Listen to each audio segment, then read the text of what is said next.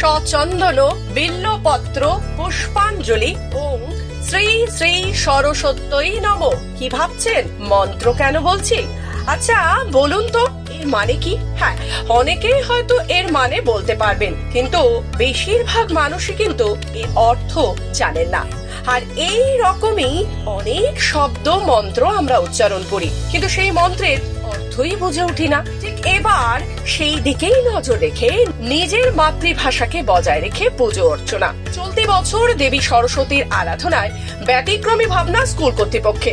পুজো থেকে শুরু করে অঞ্জলি দেওয়া পর্যন্ত মন্ত্র পাঠ করা হলো একেবারে নিজের ভাষায়, অর্থাৎ বাংলায়। শুধু কি তাই, বাংলা ভাষাকে সমৃদ্ধ করতে ব্রাহ্মণের মুখে উচ্চারিত মন্ত্র যাতে সকলে বুঝতে পারে তার জন্য সম্পূর্ণ বাংলা ভাষায় মন্ত্র পাঠ করে অঞ্জলি দিল পড়ুয়ারা। পাশাপাশি সরস্বতীর প্রণাম মন্ত্র উচ্চারিত হলো বাংলায়। আর এমনই ছবি ধরা পড়লো কোথায়? পূর্ব বর্ধমানের মশাগ্রাম সারদা মিশন শিক্ষণ মন্দিরে। স্কুলের নতুন এই উদ্যোগে খুশি পড়ুয়ারাও। এক পড়ুয়া জানিয়েছেন, এতদিন সংস্কৃতে মন্ত্রের মানেই বুঝতাম না, তবে এবার নিজের মাতৃভাষায় অঞ্জলি দিয়ে আমি খুব খুশি। আজকে এখানে প্রথমবার আমরা বাংলা ভাষাতে অঞ্জলি দিলাম। আমাদের নিজেদের মাতৃভাষায় অঞ্জলি দিয়ে আমরা সত্যি খুব আনন্দের সহকারে আমরা অঞ্জলি দিই। আগে কি ভাষায়? আগে তো আমরা সংস্কৃত ভাষায় অঞ্জলি দিতাম, তো ছোট থেকে আমরা কিছুই বুঝতাম না এই অঞ্জলি সম্পর্কে। এত মন্ত্র বলতো, যারা পুজো করতেন তারা মন্ত্র বলতো, আমরা শুধু অঞ্জলি দিতাম, কিন্তু আমরা ঠিক বুঝতাম না এর মানে। আজকে এই যে বাংলা ভাষায় অঞ্জলি দিয়ে আমরা মন্ত্রের সব মানে বুঝে সত্যি আমরা খুব ভালোভাবে আজকে অঞ্জলি দিলাম।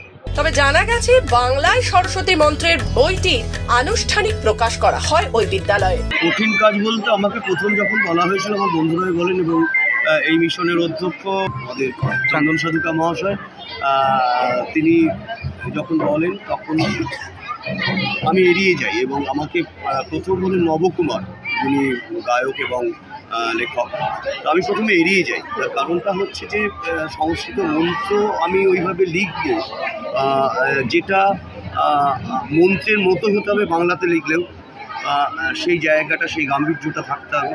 এটা খুবই শক্ত কাজ, কঠিন কাজ, কিন্তু এরা আমাকে ছাড়ে না। মানে আমি এড়িয়ে যেতে চাই, কিন্তু এড়িয়ে যেতে পারি না। এক সময় আমাকে নিয়ে বসতেই হয়। আমি তো প্রথম পুষ্পাঞ্জলি মন্ত্রটা লিখতে শুরু করি, কারণ এই কারণে যে পুষ্পাঞ্জলি মন্ত্র আমরা ছোটো থেকে সবাই দিচ্ছি, বলি এটা পুষ্পাঞ্জলি মন্ত্র। এটা করতে গিয়ে আমি যখন আমি বেদ এবং পুরাণের যে তত্ত্বের জায়গায় ঢুকছি, এবং তার সাথে ব্রহ্মাণ্ডের এই যে একটা নিগুড় যোগাযোগ, এই তত্ত্ব আমাকে এলোমেলো করে দিয়েছে মাঝে মাঝে। মারাত্মক কঠিন কাজ। এবং সংস্কৃত ছন্দ যা, সেটাকে আমি এনেছি বাংলা ছন্দে, বাংলা মূলত, এবং বাংলা ছন্দে শুধু আনিনি, সমসাময়িক কাব্য ভাষায় ধরেছি। আমি পাঁচালী বা ত্রিপদী ছন্দে আমি লিখিনি। তো ফলে এটাকে যখন আমাকে বাংলা কবিতায় আনতে হচ্ছে অন্তমিল দিয়ে, তখন খুবই শক্ত মনে হয়েছে। পাশাপাশি বর্ধমান বিশ্ববিদ্যালয়ের শিক্ষক অংশুমান কর জানিয়েছেন, সংস্কৃত মন্ত্রের ছন্দ মানে মাহাত্ম্য অক্ষুণ্ণ রেখেই বাংলায় অনুবাদ করা হয়েছে বইটি। খুব অভিনব কাজ এবং খুব জরুরি কাজ হয়েছে আমি বলবো। তার কারণ এটা তো ঠিক যে বাংলা ভাষার জন্মই হচ্ছে সংস্কৃত থেকে, কিন্তু কোথাও একটা এই সমস্ত যে আমাদের যাকে আমরা বলি পুজো আচ্চা বা রিচুয়ালস, কোথাও একটা সেই সমস্ত জায়গায় ভীষণভাবেই প্রভাব ছিল সংস্কৃতের। এবং অতীতে যারা যারা এরকম কাজ করার চেষ্টা করেছেন তাদেরকে হুমকি টুমকিও দেওয়া হয়েছে, ইতিহাসে আছে, তা আমরা জানি। সেই জায়গা থেকে এটা খুব সাহসী কাজ, অভিনব কাজ এবং জরুরি কাজ। তার কারণ আমি নিজে জানি যে আমি যখন ছোট ছিলাম তখন এই সংস্কৃত মন্ত্রগুলো উচ্চারণ করছি, কিন্তু তার অর্থ বুঝে উঠতে পারছি না। কিন্তু আজকে যে বাচ্চারা পুষ্পাঞ্জলি দিল বা পুজো শুনলো, তারা কিন্তু বাংলায় শোনার জন্য বুঝতে পারছে, যারা এই মন্ত্র উচ্চারণ করছে সরস্বতীর কাছে, তারা ঠিক কি বলছে, কি চাইছে। এটা খুব বড় ব্যাপার, একটা হৃদয়ের সংযোগ তৈরি করা, সেটা খুব বড় ব্যাপার। সেই কাজটা কিন্তু আজকে হয়েছে এবং অত্যন্ত সাহসী কাজ।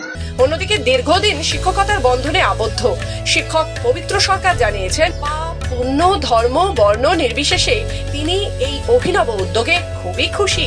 আমার তো খুবই ভালো লাগছে।